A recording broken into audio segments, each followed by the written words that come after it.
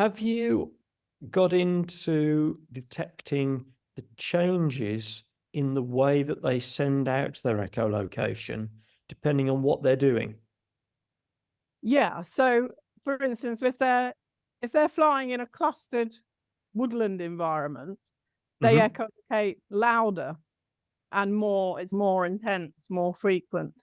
If they're out in the open, they don't want to let any predator, like their main predator is owls.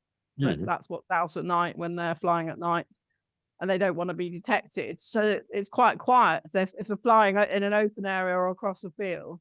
And then they have all different types of calls. They have social calls. They speak to each other, and they have feeding calls, and they have when they're flying towards a insect that they're trying to catch, that echolocation call will sound different from when they're just navigating. My understanding is that they'll zone in onto, if they've got a moth, for example, that's going to be tea for them, is that they can zone the clicks and the ultrasonics. It comes from the mouth, does it?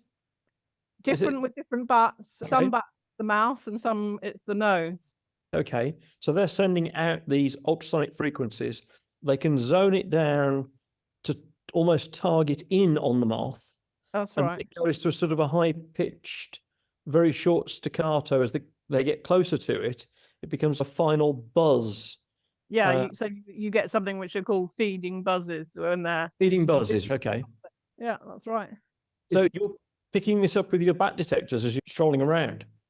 So you don't get it depends on the expensiveness of your bat detector. So these are quite basic ones that are only less than £100. As you go up some people have got bat detectors that are thousands of pounds. It depends what it can do. But it's more when you download what you recorded, because they record. Yeah. And when you put that information on a computer and then you visually look at it, that's when you can see the feeding buzzes. You can see if they're changing direction. You can see if they're flying, see different things from the shape of the echolocation call. So you get like a waveform, an audible. Yeah. Wow. I want one. Yeah, you'll have to come on a bat walk.